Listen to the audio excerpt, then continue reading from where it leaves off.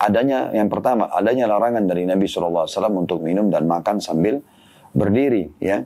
Tetapi karena larangannya tidak diikuti dengan ancaman laknat kah, murka Allah kah, siksa kubur kah, siksa neraka kah, berarti menandakan, ya, larangan ini hanya sifatnya makruh saja.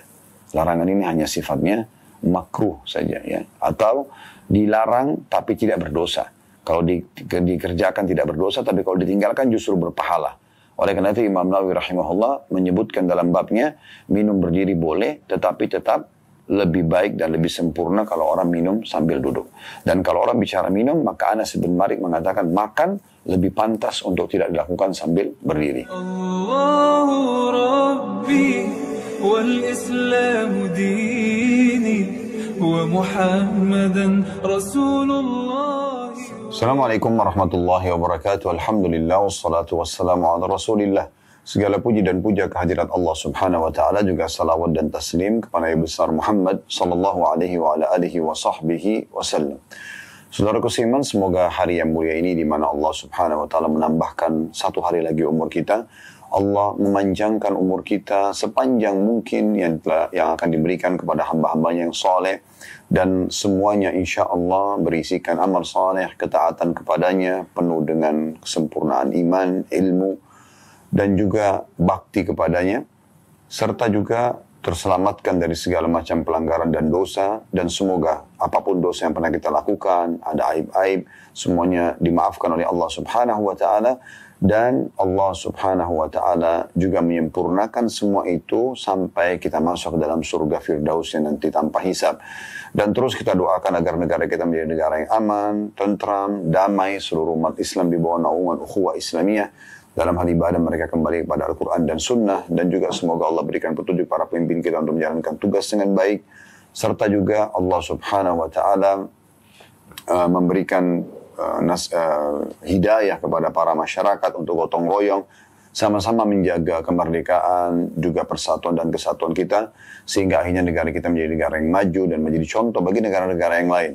Dan selalu kita doakan saudara kita kaum muslimin dimanapun mereka berada yang sedang tertindas, terutama sekarang di Gaza dan Palestina secara umum. Semoga Allah Subhanahu wa taala berikan kepada mereka kemerdekaan.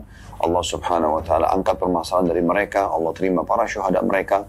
Allah sembuhkan orang-orang sakit di antara mereka, serta juga Allah ikut sertakan kita bersama mereka di pahala, baik dengan doa, dengan harta, juga dengan jiwa kita.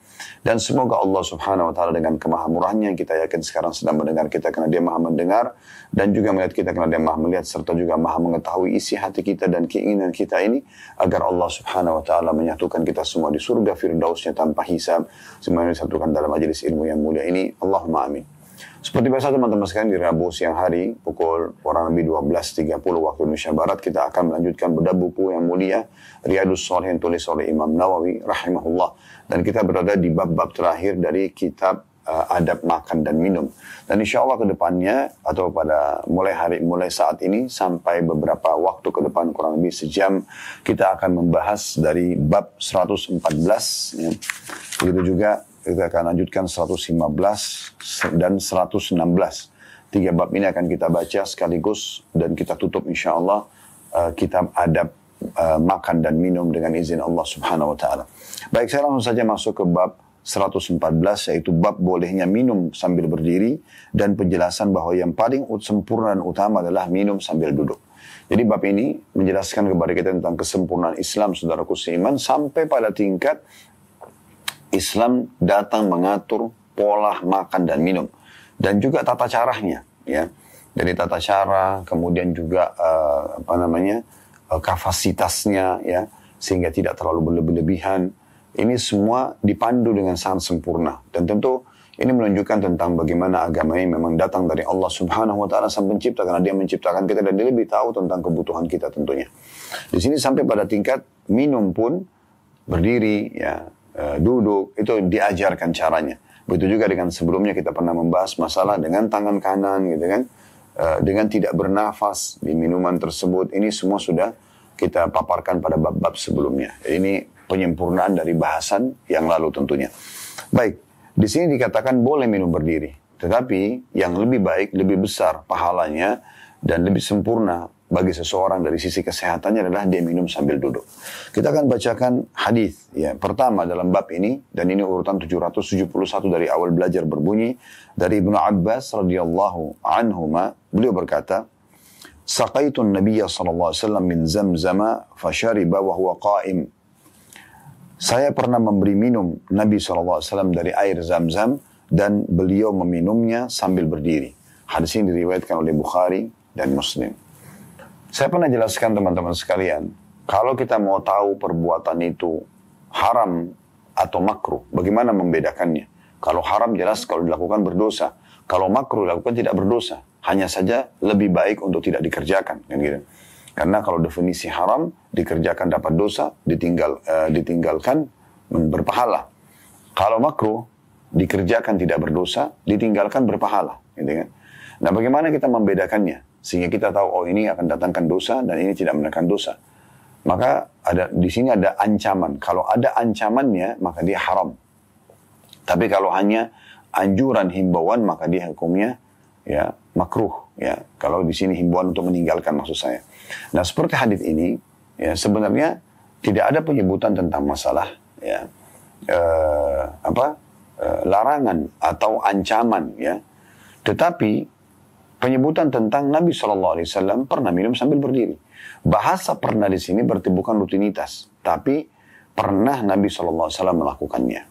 Ya, tapi umumnya nanti akan kita dengarkan hadis-hadis yang datang setelahnya, bagaimana Nabi SAW menganjurkan umat ini untuk justru minum sambil duduk. Ya, berarti hadis ini memberikan gambaran kepada kita tentang bolehnya. Ya, tetapi lebih utama kalau seseorang itu minum sambil duduk, sebagaimana saya katakan tadi akan datang hadis-hadis setelah ini cukup banyak berhubungan dengan anjuran dari Nabi SAW agar minum sambil duduk.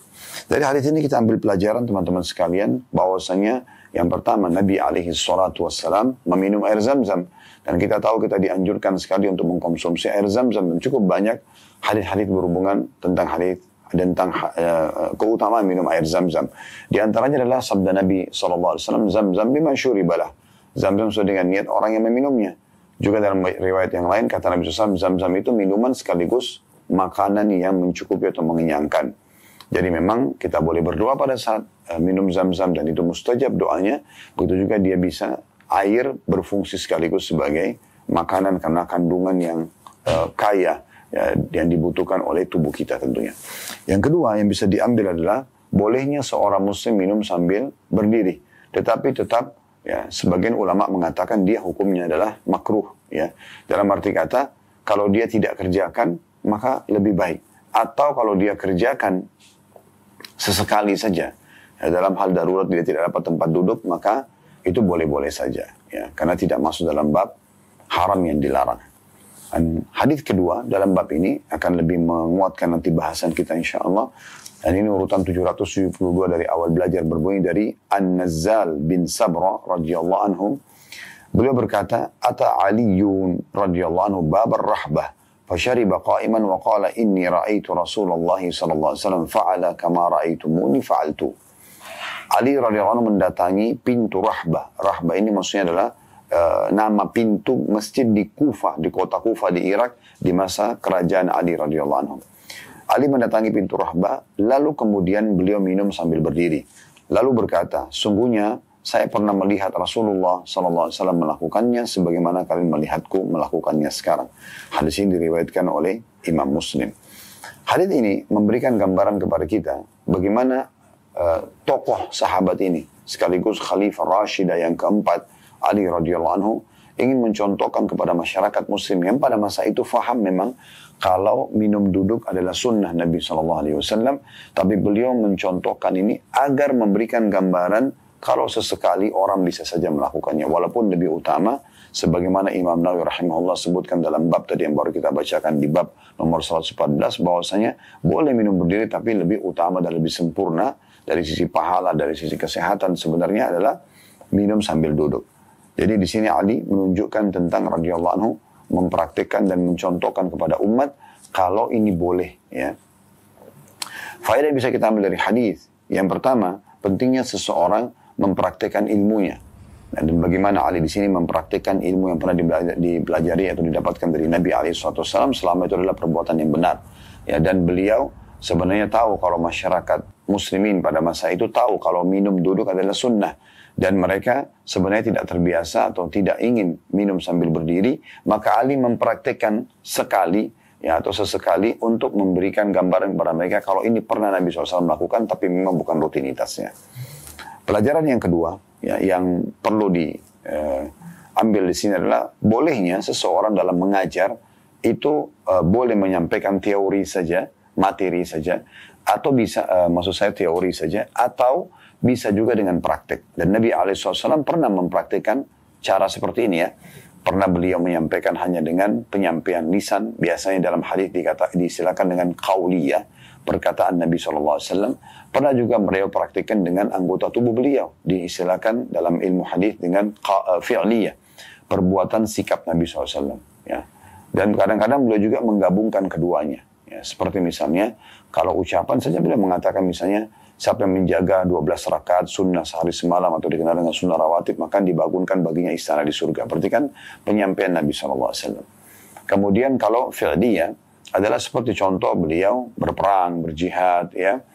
Dan juga kalau digabungkan keduanya, seperti sholat, misalnya beliau mengatakan, Sallu kama ra'aitumuni usolli, beliau ucapkan perkataan, lalu beliau langsung praktikin. Bahkan beliau pernah naik di atas mimbar untuk mempraktikkan tata cara sholat supaya dilihat oleh para sahabat. Nah di sini Ali radhiyallahu anhu mempraktikkan dengan cara sengaja minum di hadapan para sahabat untuk memberikan gambaran kepada mereka kalau perbuatan ini boleh dan pernah dikerjakan oleh Nabi Sallallahu Alaihi Wasallam. Dan saya katakan tadi karena masyarakat waktu itu sangat faham umat Islam kalau sunnahnya adalah duduk.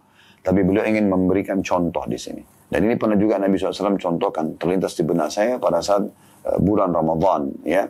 Pada saat lagi safar, lagi puasa, Nabi SAW berbuka puasa di depan para sahabat di saat itu. Untuk menunjukkan hukumnya itu boleh dilakukan. Hadis ketiga dalam bab ini, nomor 773, berbunyi dari Ibnu Umar radhiyallahu anhu, beliau berkata, Kunna ala ahdi Rasulillah sallallahu alaihi wasallam na'kul wa nahnu namshi wa nashrabu wa nahnu qiyam. Kami pada masa Rasulullah SAW pernah, ya, bahasa pernah berarti bukan rutinitas ya, pernah makan sambil berjalan dan juga minum sambil berdiri. Diriwayatkan oleh Tirmidzi dan beliau mengatakan hadis ini hasan sahih. Ya. Riwayat yang ketiga ini memberikan gambaran kepada kita juga sama, mirip tadi dengan Ali radhiyallahu anhu, tapi ini riwayat Ibnu Umar radhiyallahu anhu. Beliau memberikan gambaran kepada muslimin yang memahami pada masa itu makan dan minum lebih baik dalam kondisi duduk, bahwasanya boleh orang berdiri, boleh sambil jalan, ya. Tidak ada larangan di sini secara khusus muslim membawa dia pada perbuatan haram, ya. Tetapi dia boleh dikerjakan sesekali, apalagi kalau dalam kondisi darurat. Kita nggak memungkinkan untuk duduk misalnya, ya. Maka boleh saja orang melakukan makan sambil jalan, minum sambil berdiri. Kalau minum sambil jalan memang agak repot ya, kalau misalnya sambil jalan. Tapi kalau dia minum pemakan mungkin sambil mengunyah, itu adalah hal yang pernah terjadi di masa Nabi SAW. Pelajaran dari hadis ini yang pertama adalah bagaimana Ibnu Umar menggambarkan tentang kondisi para sahabat di masa itu.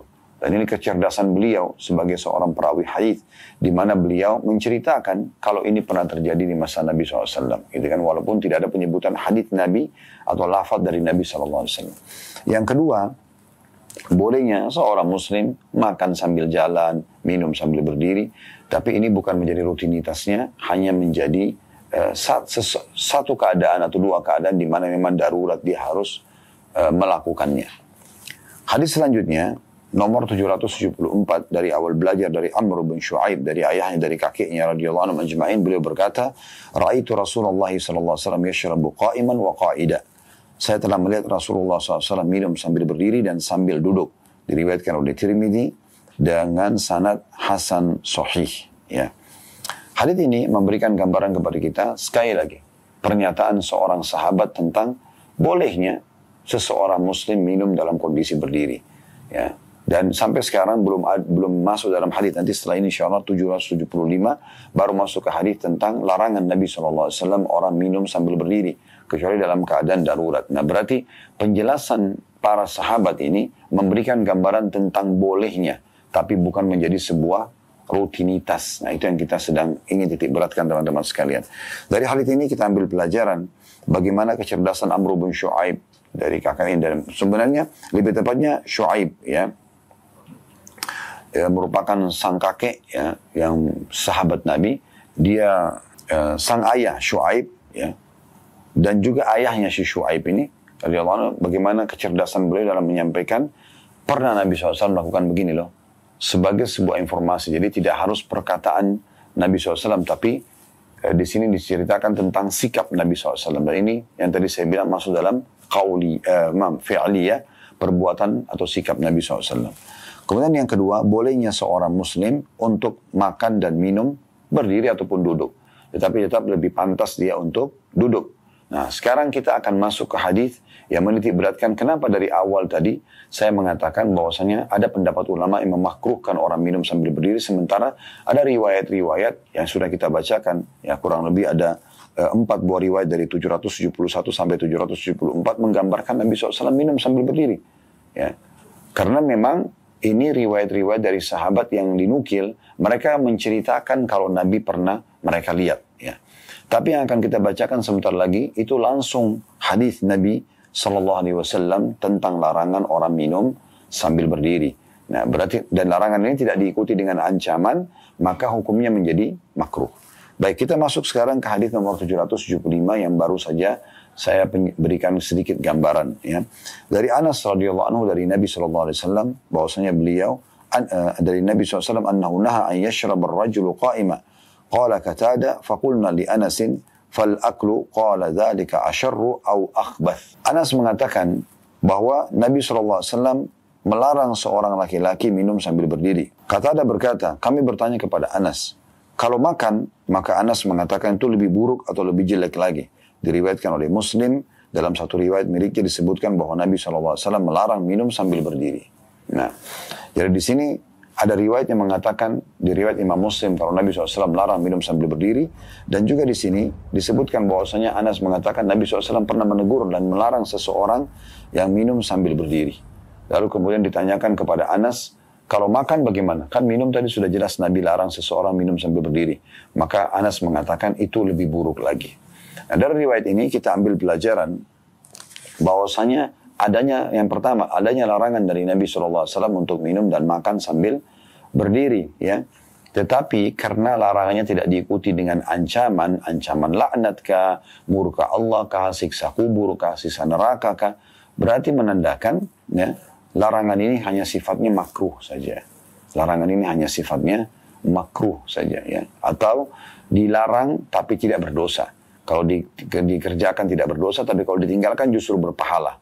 Oleh karena itu Imam Nawawi rahimahullah menyebutkan dalam babnya, minum berdiri boleh, tetapi tetap lebih baik dan lebih sempurna kalau orang minum sambil duduk. Dan kalau orang bicara minum, maka Anas bin Malik mengatakan makan lebih pantas untuk tidak dilakukan sambil berdiri. Nah, tapi riwayat-riwayat sebelumnya yang sudah kita bacakan 4 riwayat dari 771 sampai 774 memberikan gambaran tentang bolehnya, tapi sesekali sebagaimana sudah kami titik beratkan tadi. Baik, pelajaran yang bisa diambil adalah adanya larangan dari Nabi SAW, itu pelajaran pertama, larangan dari Nabi SAW untuk minum sambil berdiri. Pelajaran kedua, makan juga masuk di dalamnya. Karena kalau minum saja sebenarnya yang bisa lebih sederhana kita konsumsi, itu dilarang berdiri, maka lebih pantas kalau makan karena lebih memakan waktu dengan mengunyahnya misalnya. Maka cobalah cari tempat untuk duduk, kecuali dalam keadaan darurat, maka kita bisa berpegang pada 4 hadis sebelumnya bahwasanya boleh saja tapi bukan menjadi rutinitas kita. Hadis selanjutnya 776. Dari Abu Hurairah radhiyallahu anhu, beliau berkata Rasulullah SAW bersabda, la yashrabanna ahadun minkum qa'ima, faman nasiya falyastaqi. Janganlah seseorang di antara kalian minum sambil berdiri. Barang siapa yang lupa, maka hendaklah dia memuntahkannya. Hadis ini diriwayatkan oleh Muslim. Ya. Hadis ini memberikan lebih tegas lagi kepada kita, kalau adanya larangan dari Nabi SAW, yaitu minum sambil berdiri. Dan dari riwayat sebelumnya, riwayat Anas radhiyallahu anhu 775 tadi, ya, yang hadis sebelum ini, itu beliau mengatakan kalau makan lebih buruk lagi. Berarti memang adanya larangan untuk makan dan minum sambil berdiri. Kemudian selanjutnya, pelajaran kedua, adanya sunnah Nabi SAW. Kalau orang punya tempat duduk sebenarnya, saya dia bisa duduk. longgar bagi dia. Dia punya, ada kursi di dekatnya. Tapi dia sengaja berdiri lalu minum. Maka kalau kondisinya seperti ini, sebaiknya dia mengeluarkan apa yang dia minum itu, tuh dia memuntahkannya, kemudian dia duduk lalu minum. Tapi kalau dia misalnya lagi di mall, lagi jalan, nggak memungkinkan lah orang duduk karena tidak ada tempat penuh misalnya. Atau lagi di pasar, secara umum ya, pasar tradisional. Atau mungkin orang dalam kondisi berperang, ya, genting, lagi terjadi bencana, tidak memungkinkan. Ya itu berbeda. Berarti dia boleh saja menggunakan hadis-hadis sebelum ini tentang pernah Nabi SAW minum sambil berdiri. Ya, tapi dalam kondisi-kondisi tertentu saja, tidak menjadi pola dia. Nah, kita sayangkan banyak orang muslim menganggap remeh tentang masalah ini. Masa sih Ustaz harus dibahas tentang bab minum dan makan, tata caranya juga dibahas. Ya memang begitu penyampaian dalam agama. Dan apa kalau saya balik bertanya kepada Anda yang bertanya seperti ini. Apa susahnya Anda mempraktikkan semua ini sementara dia mudah tapi berpahala di sisi Allah Subhanahu Wa Taala. Kan rugi justru kalau kita tidak praktikkan. Ya, kurang lebih seperti itu. Nah dari hadis ini kita ambil pelajaran adanya larangan dari Nabi SAW yang pertama ini pelajarannya. Larangan untuk minum sambil berdiri kecuali dalam keadaan darurat. Ya, oleh karena itu sebagian ulama memakruhkan hukumnya karena adanya hadis yang terakhir nomor 776 ini. Ya. Karena Nabi SAW mengatakan, kalau yang lupa, maka dia memuntahkan. Dan saya sudah jelaskan, maksudnya dimuntahkan sini, kalau orang ada tempat duduk sebelahnya, misalnya dia duduk di restoran, dia ada kursi, ada meja, dia bisa minum sambil duduk. Tapi dia sengaja berdiri lalu minum. Nah kalau ini kan dia sengaja melanggar sunnah Nabi SAW tanpa ada alasan dia. Tanpa ada udurnya. Kalau udur sudah kita jelaskan tadi. Ya. Maka orang seperti ini teman-teman sekalian, sebaiknya dia memuntahkannya. Kemudian yang kedua adanya sunnah Nabi SAW untuk memuntahkan kalau seseorang ya, punya tempat untuk duduk lalu dia sengaja tidak mau duduk sebagaimana sudah kita paparkan tadi. Baik, kita lanjutkan dua bab tersisa. Bab 115 ini hanya ada sebuah hadis saja. Bab disunnahkannya orang yang melayani minum sekelompok orang untuk minum paling akhir. Jadi kalau Anda mau menuangkan botamu, misalnya Anda bawa teko, menuangkan minum, maka Anda menjadi orang terakhir yang meminumnya. Ini sunnah Nabi alaihi salatu wassalam. Ya. Jadi jangan sampai Anda mau tuangkan orang, Anda tuang, Anda minum dulu, baru kemudian Anda kasih orang lain. Sunnah Nabi SAW terbalik. Kita berikan kepada orang dulu semuanya untuk meraih pahala dari mereka. Terakhir baru kita meminum sisa daripada air yang ada di teko tersebut. Ini kurang lebih gambaran tentang bab 115. Sini hadisnya cuma satu saja. Hadis nomor urutan 777 dari awal belajar berbunyi dari Abu Hurairah radhiyallahu anhu dari Nabi SAW beliau bersabda saqil qaumi akhiruhum syurba. Pemberi minum orang banyak adalah orang yang paling akhir minumnya. Diriwayatkan oleh Tirmidzi dan beliau berkata hadis hasan sahih. Ada sedikit rincian di sini tentang masalah hadis ini, yaitu kita lihat kondisi dan keadaan. Kalau misalnya ada orang yang sedang melayani tamunya dan tamu-tamu ini memang masih membutuhkan untuk dilayani, maka dia mendahulukan mereka daripada dirinya sendiri sebagai sahibul bait atau pemilik rumah. Sehingga nanti tamu-tamu tersebut merasa puas dan dia pun maksimal dalam mendapatkan pahala sesuai dengan hadis Bukhari Muslim di mana Nabi SAW mengatakan man kana yu'minu billahi wal yawmil akhir ya falyukrim dhaifa. Siapa yang mengaku beriman kepada Allah dan hari akhir dia harus memuliakan tamunya. Kan begitu penyampaian Nabi alaihi salatu wassalam ya.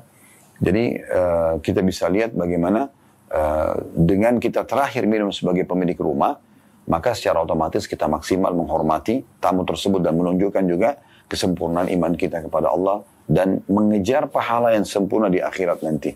Karena kata Nabi SAW sampai mengaku beriman kepada Allah dan hari akhir, maksudnya berharap masuk ke dalam surga dengan cara mengejar, memperbanyak amal soleh yang nanti akan menentukan derajat di surga. Nah ini yang bisa diambil contoh kalau kita sedang menjadi pemilik rumah.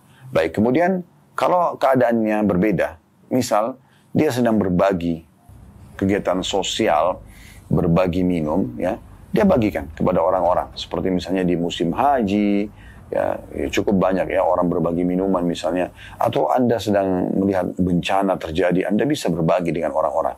Tapi dalam keadaan seperti ini, di saat Anda sudah membagikan kepada orang lain dan ternyata orang non-stop yang datang untuk meminta air tersebut, di saat itu Anda punya hak untuk bisa minum juga. Ya, artinya mungkin kita kehausan karena cuaca panas ya, kita pun boleh minum sejenak. Ya, kita bisa berbagi, meminta waktu dari orang-orang yang masih antri misalnya dibagikan ya. Kami pada saat membawa jemaah haji, kami lihat sendiri depan mata bagaimana para petugas itu, mereka sendiri memang kehausan sebenarnya karena cuaca yang sangat panas dan memang kondisinya tidak memungkinkan dia untuk tidak minum sampai selesai ya 300-500 orang yang sedang antri atau bahkan bisa sampai ribuan orang yang cukup banyak membutuhkan air di musim panas tersebut. Nah, dia butuh untuk minum di sini. Nah, kebutuhan dia untuk minum, nah ini boleh dia lakukan dan tidak masuk dalam pelanggaran terhadap hadis ini karena memang dia sudah memberi. Dia sudah memberi. Nah, yang masuk dalam larangan hadis ini, ya kalau misalnya orang melanggar hadis ini adalah orang kalau dari awal dia minum dulu sampai dia sudah tidak haus lagi, baru kemudian dia berbagi pada orang lain. Dan ini menunjukkan kesempurnaan agama Islam karena kita dianjurkan untuk mendahulukan berkhidmah dan melayani orang lain dan mengejar pahalanya. Pelajaran dari hadis ini adanya anjuran agar seseorang, yang pertama nih pelajarannya agar orang suka berbagi minum. Dan kita tahu hadis Nabi SAW yang lain riwayat Imam Ahmad, seingat saya hadis ini berbunyi pada saat ditanya kepada Nabi SAW, sedekah apa yang paling afdal, beliau mengatakan suqyal ma, memberikan minum kepada orang lain. Nah, kita di sini targetnya adalah mengejar pahala ya dengan memberi air minum itu kepada orang lain. Kemudian yang kedua, jadi seringnya kita berbagi minuman ya. Yang kedua, adanya anjuran agar orang yang berbagi minuman dia mendahulukan orang lain daripada dirinya sendiri, dan sudah kita rincikan tadi mekanisme di lapangannya. Baik, kita akan masuk teman-teman sekalian bab terakhir di kitab adab makan dan minum ini, yaitu bab nomor 116. Bab bolehnya minum dari semua bejana yang suci selain emas dan perak, bolehnya minum dari sungai dan lainnya langsung dengan mulut tanpa menggunakan bejana maupun tangan. Haramnya menggunakan bejana emas dan perak untuk keperluan minum, makan, bersuci, dan penggunaan lainnya. Jadi dari bab ini cukup banyak yang dibahas ya. Karena beragam hadis penyampaian Nabi SAW yang akan kita dengarkan nanti. Saya ulangi lagi, babnya bolehnya minum dari semua bejana yang suci selain emas dan perak. Berarti ada larangan untuk menggunakan emas dan perak sebagai wadah atau bejana untuk minum ataupun makan. Karena ini adalah bab masuk dalam bab tabzir, ya berlebihan karena pasti nilainya mahal. Sementara kita tidak butuh wadah untuk makan dan minum dari emas dan perak ini. Kemudian bolehnya minum dari sungai dan lainnya langsung dengan mulut tanpa menggunakan bejana maupun tangan. Kenapa? Karena air itu mengalir ya di sungai, ya itu airnya mengalir. Bukan yang larangan sebelumnya di bab-bab sebelumnya kalau masih ingat, kita dilarang minum dari mulut kendi yang kemungkinan itu adalah airnya tergenang dan juga orang lain akan mengkonsumsinya. Tapi kalau ini karena air sungai, dia mengalir, maka tidak masalah kita langsung minum dari air tersebut. Ya. Kemudian terakhir disebutkan tentang tidak bolehnya menggunakan bejana emas perak untuk keperluan minum, makan, bersuci, dan penggunaan lainnya. Baik, kita akan masuk teman-teman sekalian hadis pertama dalam bab ini, urutan 778 dari awal belajar. Dan di sini ada hadis sampai 782 ya. 778 ini berbunyi dari Anas radhiyallahu anhu, beliau berkata, "Hadaratis salatu faqama man kana qaribad dari ila ahli wa baqiya qaum fa utiya Rasulullah sallallahu alaihi wasallam bi mikhdabin min hijara fasagura al-mikhdabu ay yabsuta fihi kaffahu fatawadda al-qaum kulluhum." Qalu kam kuntum? Qala 80 wa ziyada. Dikatakan dalam riwayat dari Anas radhiyallahu anhu, tibalah waktu sholat suatu hari pada saat kami bersama Nabi SAW, maka orang yang rumahnya dekat segera pergi ke keluarganya dan tinggalkan sekelompok orang. Maka Rasulullah SAW diberi bejana dari batu. Bejana itu berukuran kecil sehingga tidak cukup bagi Rasulullah SAW untuk membentangkan telapak tangannya. Maka seluruh kaum pun berwudu dan mereka bertanya, berapa jumlah kalian? Anas menjawab 80 lebih. Hadis ini diriwayatkan oleh Bukhari dan juga Muslim. Nanti akan kita jelaskan ya, insyaAllah. Dan dalam satu riwayat Bukhari dan Muslim berbunyi, da'a bi'ina'in min ma' fa'utiya biqadahin rahrahin fihi syai'un min ma' fawada'a asabi'ahu fi. Qala Anas, faja'altu anzuru ila al-ma'i yanbu'u min baini asabi'ihi fahazartu man tawadda'a ma baina as-sab'ina ila 80. Bahwa Nabi SAW meminta satu bejana berisikan air. Maka beliau diberi sebuah ember yang lebar, tetapi dangkal. yang di dalamnya ada sedikit air. Kemudian beliau meletakkan jari-jarinya di dalamnya. Anas berkata, maka saya melihat air memancar di antara jari-jari beliau, maka saya taksir orang yang berwudu dari air tersebut antara 70 hingga 80. Dua buah riwayat pertama dalam bab 116 ini, tepatnya urutan 708 dari awal belajar, memberikan pelajaran kepada kita. Yang pertama, bahwasanya pentingnya seorang muslim bersegera dalam melaksanakan sebuah jenis ibadah yang tiba waktunya, tiba masanya. Di sini tentang sholat misalnya. Maka pada saat tiba sholat, mereka berlumba-lumba berwudu dan segera untuk mengerjakan sholat tersebut. Dan itu juga dipraktikin oleh Nabi alaihi salatu wassalam. Jadi tidak pantas seorang muslim yang tidak punya udzur kemudian menunda-nunda ibadahnya kepada Allah subhanahu wa ta'ala. Karena memang Allah telah memberikan dia peluang untuk itu. Maka tidak boleh dia menyanyiakan kesempatan dan peluang tersebut. Ya, kesempatan dan peluang tersebut. Oleh karena itu dia coba maksimalkan. Ya, itu diambil dari potongan. Telah tiba waktu sholat di masa kami bersama Nabi SAW, maka setiap orang berusaha segera kembali ke rumahnya ya untuk berwudu. Ya, dia berwudu kemudian dia kembali untuk sholat. Nah, yang tidak sempat pulang ke rumahnya, maka mereka berwudu bersama Nabi SAW. Kalau ada yang bertanya, kenapa Ustaz masuk waktu sholat mereka tidak wudu aja di masjid? Kenapa mereka harus pulang ke rumah? Ada di antara sahabat teman-teman sekalian yang memang mau mengejar keutamaan bersuci dari rumah. Ini sudah kita jelaskan di bab wudu ya. Bagaimana di antara sunnah Nabi SAW adalah orang bersuci dari rumahnya. Ini bisa Anda dengarkan di kajian bedah buku Sahih At-Targhib At-Tarhib setiap Jumat ya. Kadang-kadang kita offline, kadang-kadang kita online, tapi berjalan sudah masuk di bab puasa sekarang. Nah, bab sholatnya dimulai dengan bab wudu. Ya, itu sudah di kitab sholat, di bab wudunya kita menjelaskan panjang lebar tentang banyak sekali hadis-hadis Nabi SAW yang menganjurkan seorang muslim untuk berwudu di rumahnya. Dan itu berarti kalau orang mengerjakannya karena niat itu adalah sunnah Nabi SAW, ada pahala ekstra. Itu sebabnya kenapa sebagian sahabat ada yang pulang ke rumahnya. Dalam riwayat ini disebutkan mereka pulang lalu mereka berwudu lalu datang kembali untuk mengerjakan sholat bersama Nabi alaihi salatu wassalam. Jadi ini kita bisa jadikan pelajaran pertama dari hadis, yaitu bagaimana seorang muslim tidak menunda amal soleh. Selama ada kesempatan dia mengerjakan, segera dia mengerjakannya. Dan di sini masalah wudu untuk sholat dan sholat di awal waktu disebutkan adalah sesuatu yang selalu menjadi target utama setiap muslim. Dan kita tahu hadis Nabi SAW yang lain, ya. Salah satu dari 7 golongan yang akan Allah naungi pada hari kiamat, tidak ada naungan kecuali naungan Allah, adalah seseorang yang hatinya tertambat dengan masjid. Kata ulama hadis yang dimaksud adalah dia selalu gelisah dari sholat ke sholat setelahnya. Dari sholat ke sholat setelahnya. Jadi bagaimana dia selepas sholat subuh, dia gelisah dan dia berusaha untuk tidak kehilangan nanti sholat duhur. Begitu juga dari duhur ke asar, asar ke maghrib, maghrib ke isya, isya ke subuh lagi. Begitu terus dalam program hidup dia. Ini punya keutamaan tersendiri dalam syariat Allah subhanahu wa ta'ala. Pelajaran yang kedua, adanya mukjizat Nabi alaihi salatu wassalam. Ya. Kalau Nabi Nuh alaihi salam, kata sebagian ulama, beliau bisa memohon kepada Allah subhanahu wa ta'ala agar Allah datangkan banjir besar. Dan akhirnya langit menuangkan air. Kemudian bumi juga mengeluarkan air sehingga terjadi banjir besar yang diistilahkan dengan kiamat kecil di masa Nuh alaihi salam. Maka itu teman-teman sekalian, kata para ulama, Allah turunkan dari langit yang dasar memang ada di awan tertampung air tersebut. Di bumi pun ada genangan air. Tapi ini Allah subhanahu wa ta'ala berikan mujizat lebih besar daripada Nabi Nuh alaihissalam. Walaupun waktu itu air memenuhi muka bumi ini menjadi kiamat kecil atau banjir besar pada saat itu.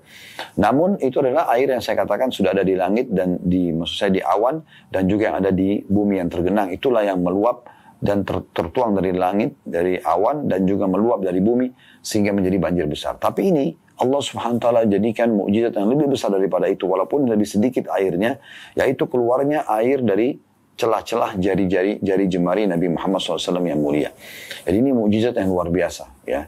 Maka ini pernah kami jelaskan pada saat memaparkan sekian belas mukjizat Nabi SAW, bahkan bisa puluhan mukjizat Nabi SAW yang cukup banyak. Ya, setelah menjelaskan diantaranya adalah keluarnya air dari jari jemari beliau SAW, dan ini menandakan lebih dahsyat lagi daripada mukjizat Nabi Nuh alaihissalam, walaupun pada saat itu terjadi banjir. Tapi saya katakan tadi memang sudah ada air tersebut ya tergenang di muka bumi ini yang meluap kemudian juga yang ada di awan. Tapi ini keluar dari jari jemari Nabi SAW. Dan ini mukjizat. Sayangnya banyak di antara kaum muslimin yang mengetahui mukjizat Nabi hanya Al-Quran saja.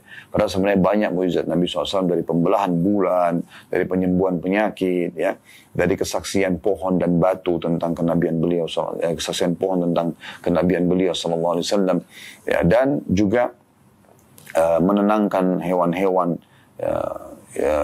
yang sedang mengamuk. Waktu itu ada riwayat Imam Ahmad tentang saat beliau pulang dari satu safar dan lewati suku Najjar, ada unta lagi mengamuk, kemudian beliau tenangkan dengan hanya mengatakan kesinilah, maka unta itu tiba-tiba berubah dari mengamuk, ya, tiba-tiba jadi nundukin kepalanya dan datang kepada Nabi SAW.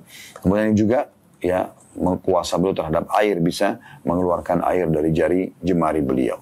Dan di sini disebutkan oleh Anas radhiyallahu anhu bahwasanya pada saat itu yang tidak pulang ke rumahnya, mereka berwudu dari bejana yang disajikan kepada Nabi SAW atau diberikan kepada Nabi SAW. Riwayat yang pertama tadi menyebutkan dari batu, ya, dibuat dari kayak atau batu atau tanah liat, ya. Kemudian dituangkan, tapi air itu tidak cukup, untuk beliau saja tidak cukup. Sementara banyak sahabat yang mau berwudu. Maka dengan izin Allah SWT pada saat Nabi SAW menyentuh, maka menjadi banyak. Riwayat kedua lebih menekankan masalah itu. Didatangkan kepada Nabi SAW bejana, ember, seperti bejana tepatnya, ya, bejana lebih tepat daripada ember, bejana, namun airnya tidak banyak. Dan ada sekitar 70-80 orang yang akan berwudu. Maka Nabi SAW meletakkan jari jemari beliau yang mulia di dalam wadah tersebut, maka keluarlah, memancarlah air yang cukup banyak yang membuat semuanya bisa berwudu. Baik, hadis selanjutnya, teman-teman sekalian, hadis nomor 779. Dan ini hadis kedua dalam bab nomor 116. Dari Abdullah bin Zaid radhiyallahu anhu, beliau berkata, "Atana an-nabiy sallallahu alaihi wasallam fa akhrajana lahu ma'an fi taurin min sufrin fatawadda." Nabi sallallahu alaihi wasallam datang kepada kami suatu hari, maka kami mengeluarkan air untuk beliau dalam sebuah bejana kuningan. Lalu beliau pun berwudu, diriwayatkan oleh Bukhari. Riwayat ini memberikan gambaran kepada kita bahwasanya Nabi SAW pernah berwudu. Kalau tadi riwayat sebelumnya dari tanah liat atau batu, dan ada juga disebutkan tadi bejana atau ember. Nah, di sini disebutkan warnanya, ya. Berarti sangat rinci, ya, bagaimana para sahabat menyampaikan supaya umat ini faham mana yang boleh, mana yang tidak boleh. Karena ada juga nanti beberapa hadis dalam bab atau kitab pakaian yang akan kita jelaskan pada pertemuan akan datang insyaAllah.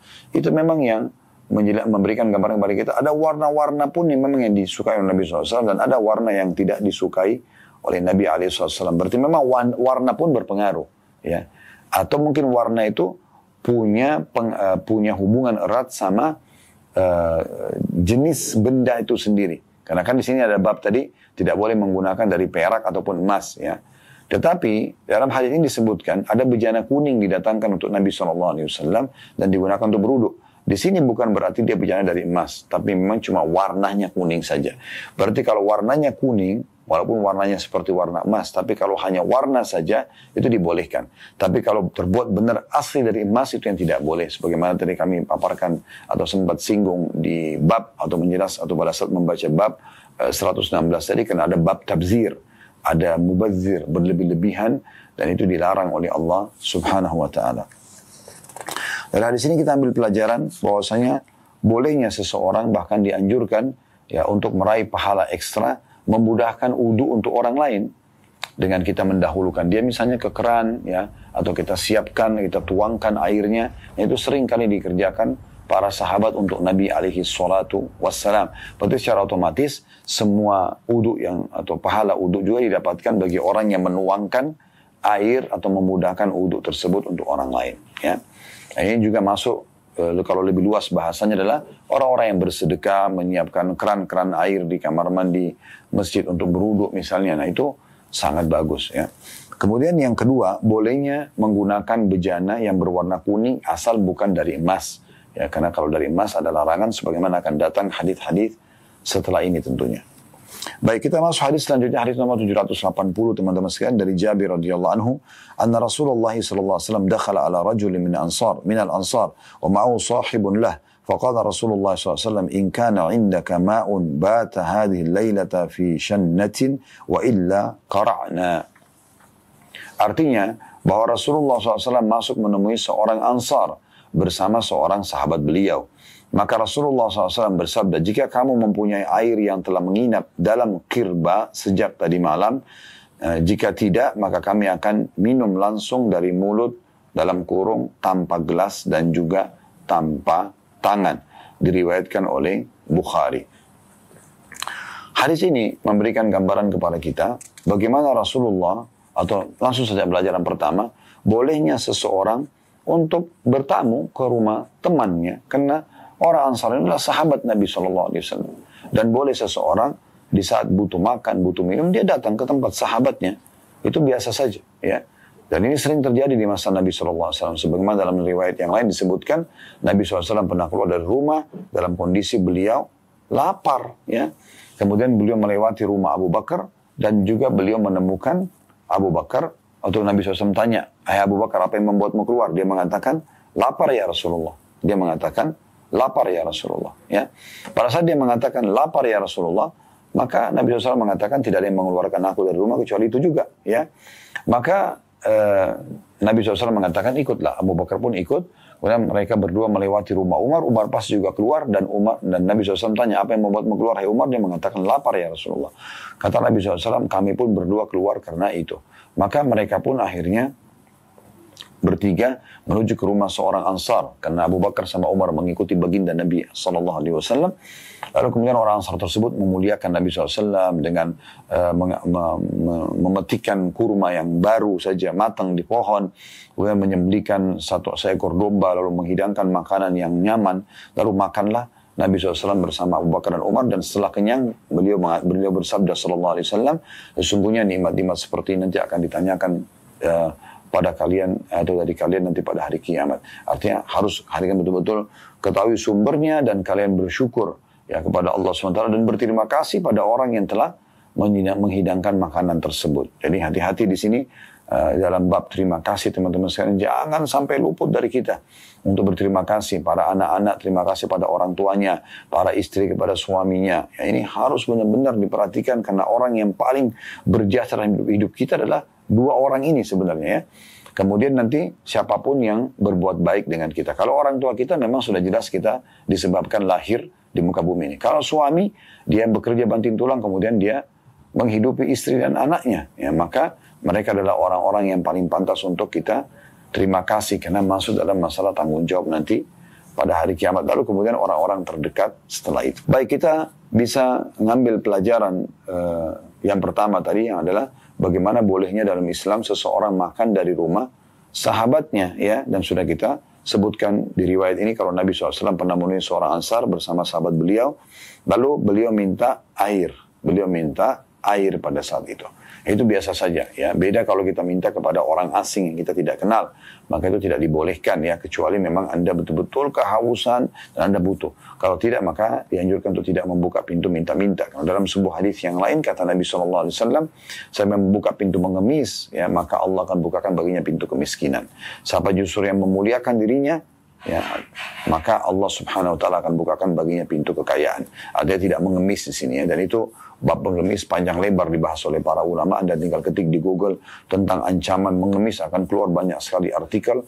Mungkin di media streaming, misalnya Anda mau audio atau visualnya, Anda bisa nonton di YouTube, di Instagram. Cukup banyak insya Allah para asatidzah kita yang menjelaskan tentang poin masalah ini, atau dijadikan sebagai bahasan poin ini tentunya. Kemudian yang kedua, pelajaran yang bisa diambil adalah Nabi SAW, ya, meminta air yang ada di rumah. Artinya memang yang sudah ada punya kamu, kalau ada tolong diberikan kepada kami, gitu kan. Kalau ada di wadah diberikan, gitu kan. Jadi nggak usah secara khusus harus keluar mencarinya. Nah, kalau ada berikan kepada kami, kami akan meminumnya. Artinya di sini ada penekanan agar jangan membebankan pemilik rumah, ya. Jangan sampai sengaja kita minta, misalnya tolong siapkan buat saya kopi.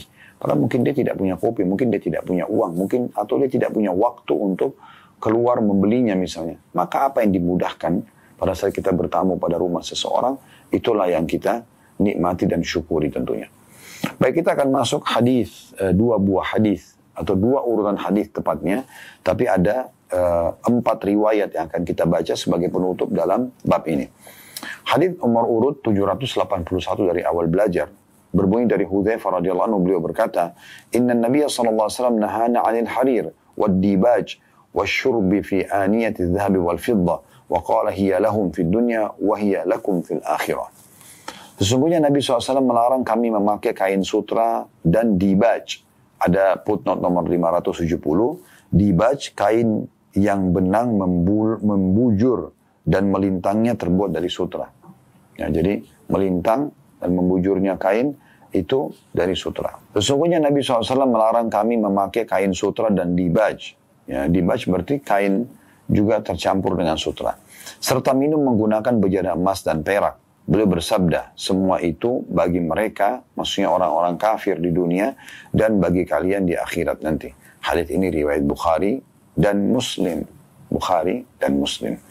Riwayat ini teman-teman sekalian memberikan gambaran kepada kita yang pertama, adanya larangan dari Nabi SAW ya, untuk menggunakan kain sutra, ya, apakah itu sutra murni semuanya, atau sutra kain tapi didominasi oleh sutra. Didominasi oleh sutra. Kalau hanya sebagian kecil sutranya, ini masih persediaan pendapat ulama. Tapi kalau semuanya murni sutra, maka tidak boleh.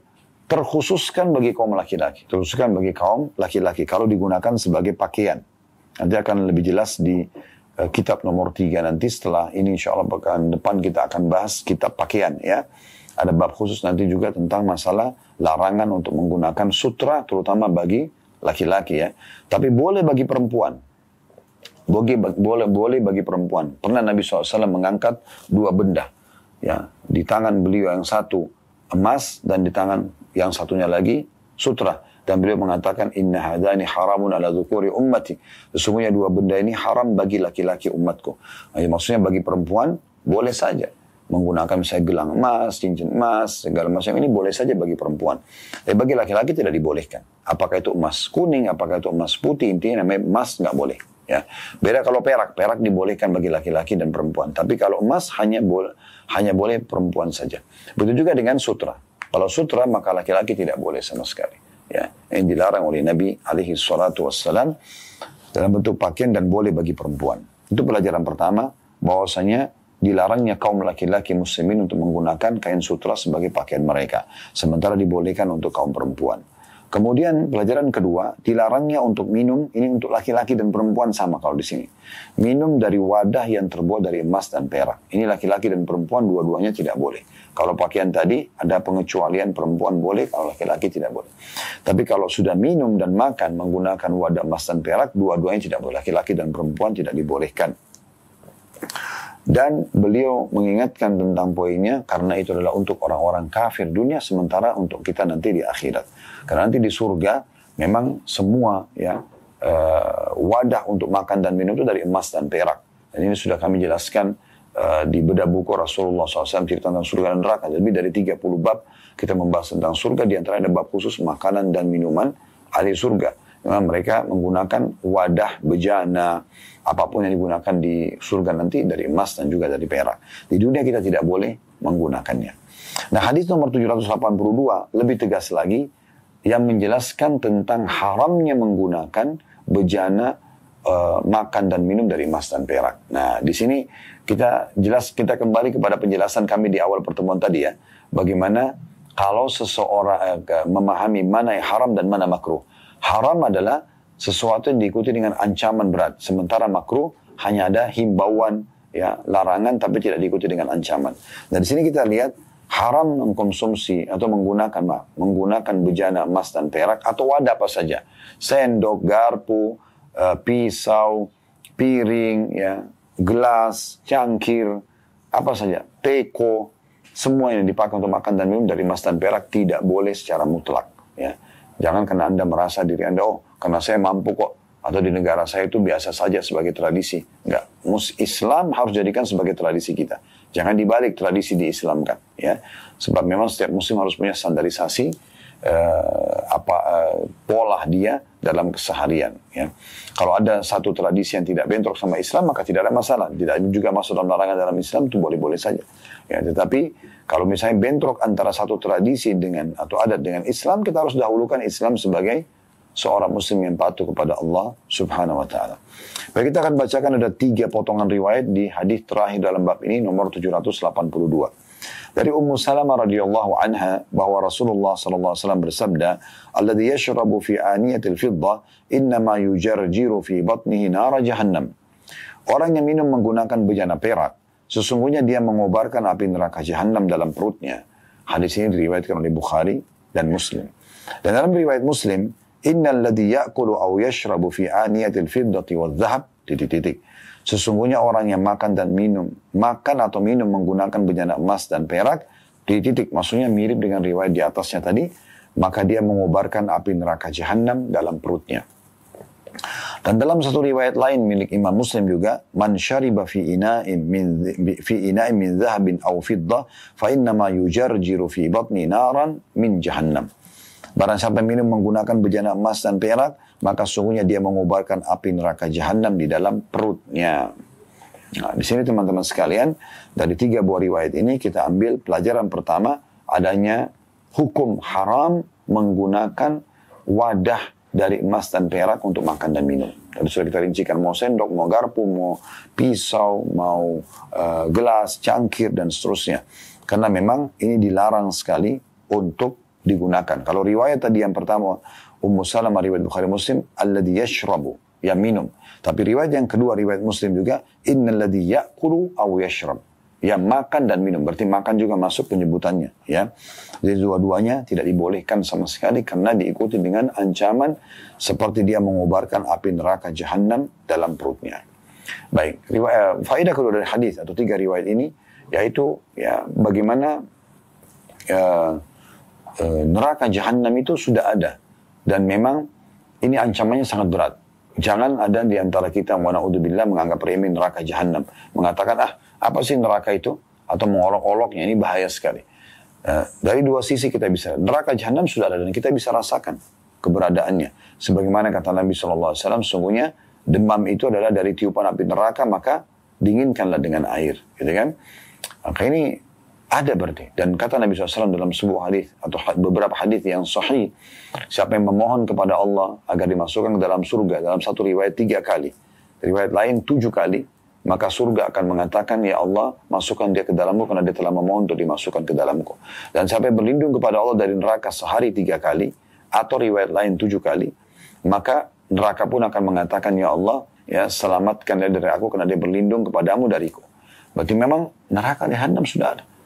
Lalu dalam riwayat lain, kata Nabi SAW, dihasankan oleh para ulama, neraka jahanam mengeluh kepada Allah sebagainya membakar sebagian yang lain, gitu kan? Beberapa terjemahan mengatakan memakan yang lainnya, gitu kan? Dari sini maksudnya kena panasnya, gitu ya. Maka Allah SWT mengizinkan dia untuk bernafas 2 kali. Itu yang kalian temukan di musim dingin yang sangat atau di panas yang sangat. Maka adalah nafas neraka jahanam, dan kita meyakini apa yang disampaikan oleh Nabi SAW apa adanya. Ini menandakan neraka jahanam itu ada. Dan tidak boleh kita sama sekali menganggap remeh, teman-teman sekalian. Ya. Neraka jahanam ini luar biasa. Waktu orang-orang munafik menggambarkan kepada para sahabat yang ingin keluar, pergi perang Tabuk, mereka mengatakan, kan cuaca panas, untuk apa kita keluar? Tunggu aja dulu reda cuaca baru kita keluar berperang. Tapi karena perintah Allah dan Rasulnya pada saat itu harus keluar, orang-orang beriman patuh semuanya. Ya. Karena sifat mereka dalam surah At-Taubah disebutkan, ma kana lil mu'minin wala mu'minatin idza qada Allah wa rasuluhu amran an yakuna lahumul khiyaratu min amrihim. Tidak layak bagi mukmin laki-laki dan mukmin perempuan pada saat Allah dan Rasulnya memerintahkan sesuatu, mereka masih punya pilihan yang lain. Gitu kan, itu prinsipnya. Tapi orang-orang munafik mengatakan, ini kan masih panas, kita jangan keluar dulu. Mereka coba menolak perintah Allah dan Rasulnya. Maka Allah turunkan firman-Nya, qul naru jahannam asyaddu harra. Jawab mereka bahwasanya neraka jahanam lebih panas daripada cuaca yang mereka rasakan sekarang. Karena itu hanya tiupan kecil dari api neraka.